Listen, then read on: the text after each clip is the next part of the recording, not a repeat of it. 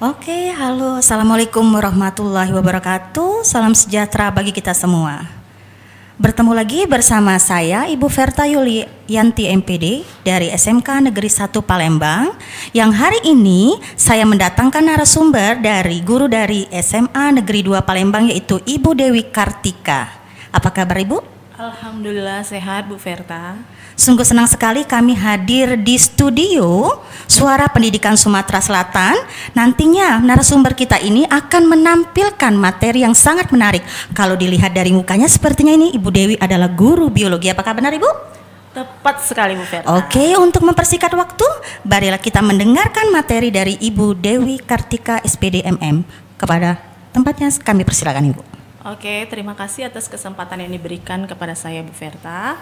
Assalamualaikum warahmatullahi wabarakatuh.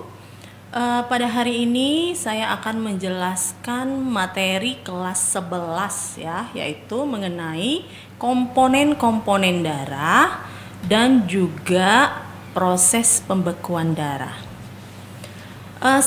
Sebelum kita mengetahui apa saja sih komponen-komponen darah tersebut, mungkin terlebih dahulu kita harus mengetahui pengertian dari darah itu sendiri. Darah adalah cairan yang terdapat di dalam tubuh dan berfungsi untuk mengirimkan zat-zat serta oksigen yang dibutuhkan oleh jaringan tubuh. Darah terdiri atas dua komponen, yaitu plasma darah dan sel-sel darah. Plasma darah merupakan bagian darah yang berupa cairan, mengisi sekitar 55% dari volume darah itu sendiri. Komposisinya 92% air, 7% protein, 1% nutrien dan hasil metabolisme, enzim, hormon, dan juga garam-garam organik. Oke, itu mengenai plasma darah yang merupakan bagian cair dari darah. Sekarang kita lanjutkan ke sel-sel darah. Sel-sel darah itu sendiri terbagi menjadi 3 macam. Yang pertama leukosit atau yang kita kenal dengan sel darah putih. Leukosit ini berfungsi membantu tubuh melawan berbagai penyakit, infeksi, dan sebagai bagian dari kekebalan tubuh atau sebagai imun tubuh. Yang kedua, sel darah yang kedua adalah eritrosit yang kita kenal dengan sel darah merah. Sel darah merah ini berfungsi mentransportasikan oksigen ke seluruh sel tubuh. Dan sel darah yang terakhir adalah trombosit atau disebut dengan keping-keping darah.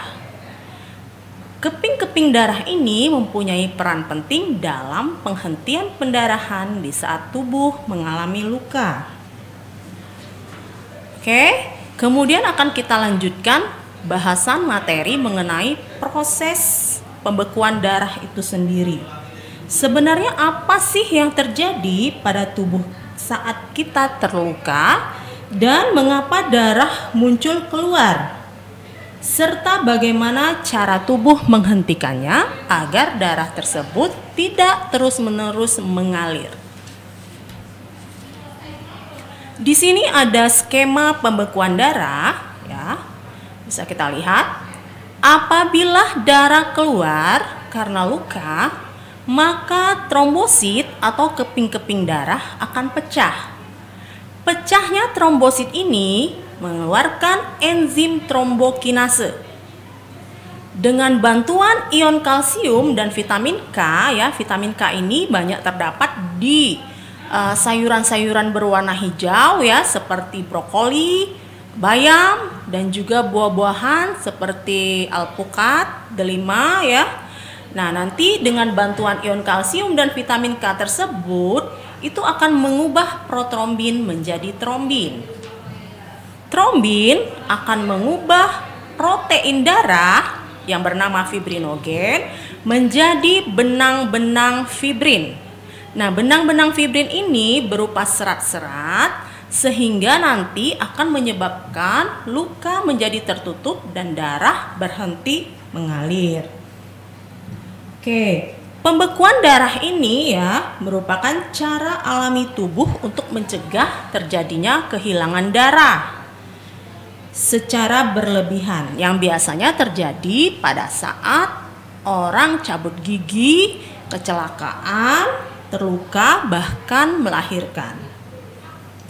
Tetapi ada juga ya, tidak semua orang yang mengalami proses pembekuan darah secara alami. Ada kelainan dalam proses pembekuan darah yang dapat menyebabkan pendarahan berlebihan. Kondisi ini disebut dengan penyakit hemofilia. Nah, pada penyakit hemofilia, ini darah si penderita sukar membeku ya. Penyakit hemofilia ini merupakan penyakit genetis atau penyakit bawaan ya, keturunan. Biasanya diderita oleh pria, dan bagi si wanita itu merupakan pembawa atau karir. Oke, begitu Bu Verta. Oke, kalau gejala-gejala dari hemofilia itu seperti apa, Ibu? Gejalanya lumayan banyak ya Bu ya, atau ciri-ciri tanda-tandanya ya Bu ya.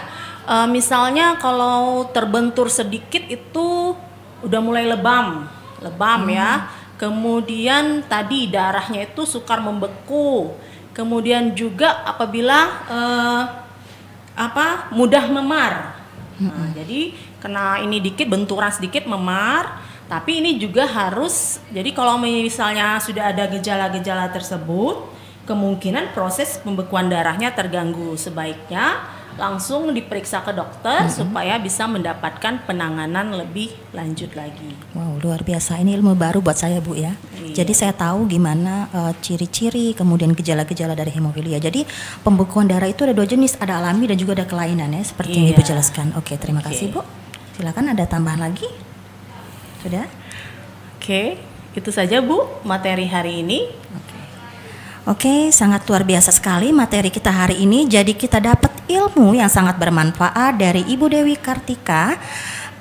Bagi semua yang ingin memberikan komentar bisa komen di bawah ini.